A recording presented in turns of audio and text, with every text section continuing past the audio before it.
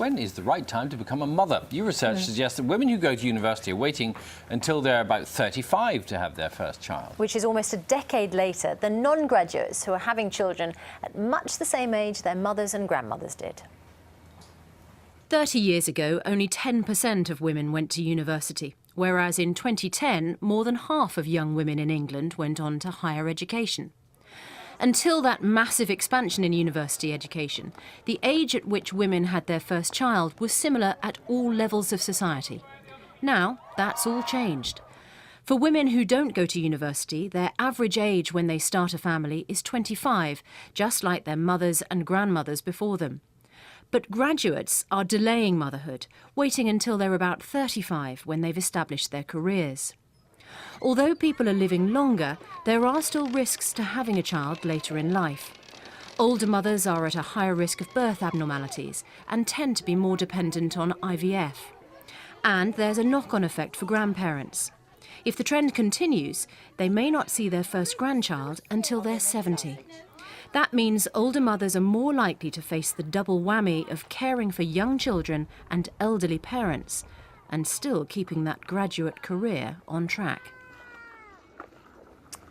So Professor Danny Dorling from the University of Sheffield carried out that research and joins us, along with Sophie Humphreys, who had her daughter when she was 20 years old, and alongside her Julia Nelson, mum of two, started a family when she was 36.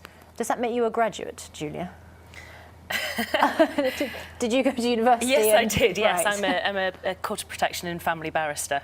Yes, and I'd been doing that for 14 years by the time I became a mother. So yes. Yeah. Whereas Sophie, what about you? How old were you? You were 20? Yes, I was 20 when I had my daughter Florence. I was going to go to college and then go to university, but I had severe confidence issues. So at the time it wasn't a good idea to go, and I flunked college, so it just seemed the natural path for me to take.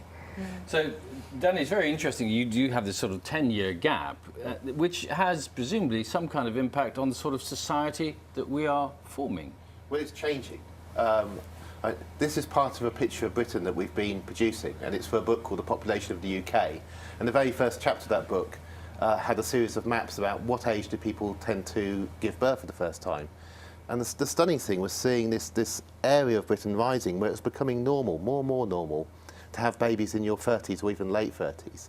And that part of Britain tends to be concentrated in the southeast and in parts of London.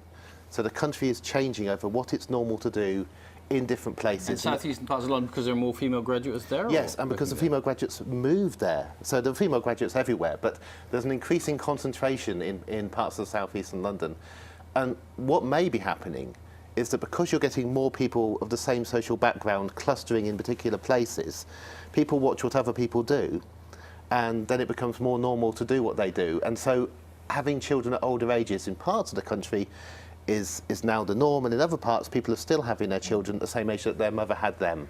So Julia, were you affected by what your mum did, by what people around you were doing, by the fact that you wanted to establish a career first? What were the reasons for having a baby at 36? Or did you actually were you not aware of any of those things? Well, my mum had me when she was 20, so that probably didn't affect me. But I think I thought that one day I'd really have this strong urge, and it was only when I held my niece Katie for the first time when I was 35, held her, which was the closest thing to a baby that I'd seen. I just thought, I've got to do this now. And so I was waiting to get that strong urge, and it only happened when I was 35. And there was lots in the press about women over 35 giving birth and having problems with fertility at that time 6 years ago. Whereas, Sophie, for you, the choice to start a family came before the decision on a career or not?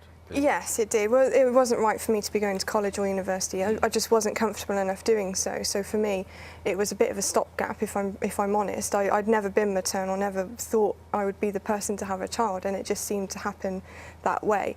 But I do intend to go back now that I've got her to go and better myself, as to say, with college and university now. Which isn't, Danny, the way that it happens in some other European countries, isn't it? Yes, but there are different patterns in different countries. Our country is interesting in that we had this sudden increase of young women going to university, so that now in England, majority of young women in England now go to university.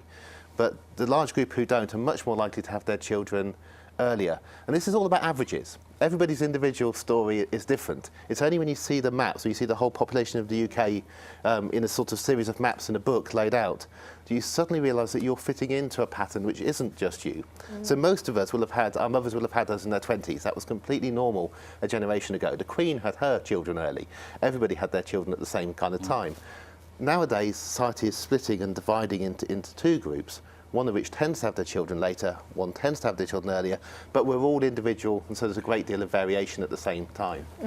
Julia, you say that your mum had you when she was 20, and that didn't have a bearing on when you had your child, but did she go to university? No, she didn't. And So she but fits she's into very this pattern clever, as well. and nowadays she would have gone to university. So yes. Hardly any women went to university of the generation above me. It really was incredibly Although rare. there were significant, not a massive number who did, but there were a number who did. There were a few, and but I from wonder my if age. they combined that, whether that meant that they had their children later. No, they tended not to. I mean, I'm older. Only 6% of people went to university when I went, and a tiny proportion of those were women. It's really changed now that in university campuses, the majority of students are female. It's an incredible change that's occurred in Some society. people writing in with their experiences this morning. Marge said she had a youngest at 34 and feels she has far more patience with her than she did with the older two that she had in her early 20s. And the older you get, the harder it is in terms of exhaustion levels, isn't it, to have children? I would imagine, Sophie, that you're not nearly as worn out by your kids. No, they can wear you out. I don't think it matters what age you are. Kids are a handful, so it doesn't matter what age you're going to be when you have them. They're still going to test your patience and they're still going to cause trouble every now and then. Julia? I think working in child protection and being a lawyer for that many years probably helped, because the exhaustion was there already. I was used to not having much sleep, so. Okay, well, good luck with your kids. Yeah, good luck and good to talk to you. Thank you very much indeed, Julia and Sophie, and also Professor Danny. Thank you very much indeed as well. Good to talk to you this morning.